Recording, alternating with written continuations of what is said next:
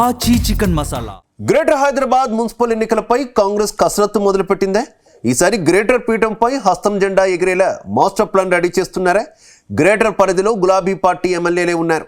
దాంతో గ్రేటర్ను 3 ముక్కలుగా చేశారు. త్వరలో జరిగే గ్రేటర్ ఎన్నికల్లో 3 కార్పొరేషన్లలో జెండా ఎగిరేలా ప్లాన్ చేస్తున్నారు. అసలు గ్రేటర్ ఎన్నికలను సీఎం రేవంత్ రెడ్డి ఎలా డీల్ చేయబోతున్నారు?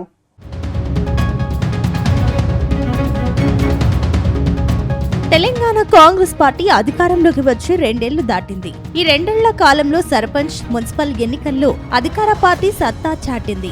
మెజారిటీ సీట్లను దక్కించుకొని గులాబీ పార్టీకి బిగ్ షాక్ ఇచ్చింది. కానీ గ్రేటర్ హైదరాబాద్ లో మాత్రం ఇందుకు విరుద్ధమైన పరిస్థితులను కాంగ్రెస్ ఎదుర్కొంటోంది. గ్రేటర్ పరిధిలో కాంగ్రెస్ ఎమ్మెల్యేలు లేకపోవడమే ఇందుకు కారణం. అందుకే గ్రేటర్ హైదరాబాద్ ను 3 ముక్కలుగా చీల్చిన కాంగ్రెస్ త్వరలోనే ఈ కార్పొరేషన్లలో ఎన్నికలు నిర్వహించేందుకు ప్లాన్ చేస్తోంది. అయితే 3 కార్పొరేషన్లుగా మార్చాక నగరం మొత్తానికి ఒకేసారి ఎన్నికలు నిర్వహించే అవకాశం తక్కువగా కనిపిస్తోందట. దానికి బదులుగా ఒక్కో కార్పొరేషన్ కు విడివిడిగా ఎన్నికలు జరిపే వ్యూహాన్ని ప్రభుత్వం పరిశీలిస్తోందని ప్రచారం సాగుతోంది. దీనివల్ల పాలనా యంత్రాంగంపై ఒత్తిడి తగ్గడమే కాకుండా రాజకీయంగా కూడా లబ్ధి చేకూరుతుందని అంచనా వేస్తున్నారు.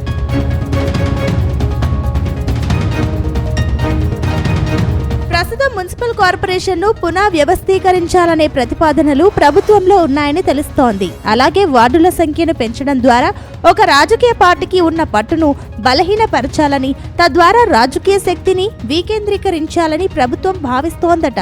ఈ వార్డుల పునర్విభజన ప్రక్రియ రాబోయే రోజుల్లో మేయర్ పీఠాన్ని ఎవరు దక్కించుకోవాలనే అంశాన్ని డిసైడ్ చేస్తుందని అంటున్నారు. ముఖ్యంగా మల్కజ్గిరి వంటి ప్రాంతాలలో కాంగ్రెస్ కు క్షేత్రస్థాయిలో ఇంకా పట్టు చిక్కలేదు. ప్రస్తుతం మల్కజ్గిరి, సికింద్రాబాద్ పార్లమెంటు పరిధిలో బీజేపీ ఎంపీలు ఉన్నారు. మల్కజ్గిరిలో ఎంపీ ఈటెల అందరికీ టచ్ లో ఉంటూ పార్టీని పరుగులు పెట్టిస్తున్నారు. మరోవైపు సికింద్రాబాద్ లో కేంద్ర మంత్రి కిషన్ రెడ్డి కూడా అనేక అభివృద్ధి కార్యక్రమాలను పరుగులు పెట్టిస్తున్నారు. దాంతో అక్కడ బీజేపీని ఢీకొట్టడం అసాధ్యమనే చర్చ జరుగుతోంది. మరోవైపు మెడ్చల్, మల్కజ్గిరిలో బీఆర్ఎస్ కూడా చాలా స్ట్రాంగ్ గా కనిపిస్తోంది. అక్కడ మాజీ మంత్రి మల్లారెడ్డి, ఆయన అల్లుడు మర్రి రాజశేఖర్ రెడ్డి ఎమ్మెల్యేగా కొనసాగుతున్నారు. ఈ నేపథ్యంలో ప్రభుత్వం ఆచితూచి వ్యవహరిస్తోందని ప్రచారం సాగుతోంది.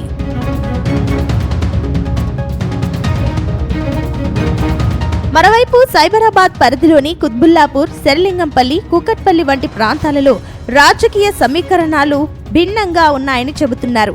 ఈ ప్రాంతాల్లో ఆంధ్ర మూలాలున్న ఓటర్లు ఎక్కువగా ఉన్నారు. దాంతో ఈ ప్రాంతాల్లో గెలుపు గుర్రం ఎక్కడం ఏ పార్టీకైనా సవాలే అన్న టాక్ ఉంది.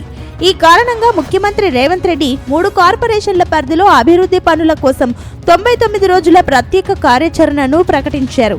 జూన్ 2, 2026 నాటికి, అంటే తెలంగాణ ఆవిర్భావ దినోత్సవం నాటికి ప్రధాన పనులన్నీ పూర్తి చేయాలని అధికారులకు స్పష్టమైన ఆదేశాలు జారీ అయ్యాయి.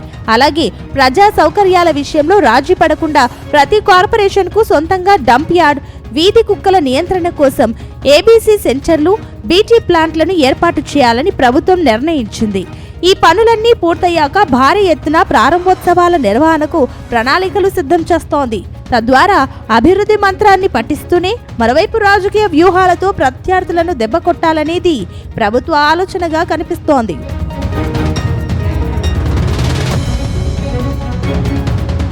మరోవైపు గ్రేటర్ ఎన్నికలే రాబోయే అసెంబ్లీ ఎన్నికల ఫలితాలను డిసైడ్ చేస్తాయనే భావనలో కాంగ్రెస్ పార్టీ ఉందట.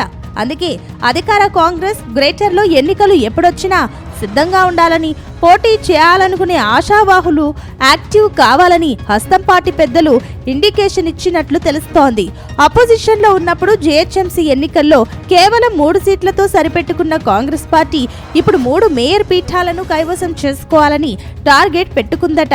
అయితే అధికార పార్టీ ప్లాన్లు ఎంతవరకు వర్కౌట్ అవుతాయి అనేది మాత్రం మరికొద్ది రోజుల్లో తేలిపోనుంది.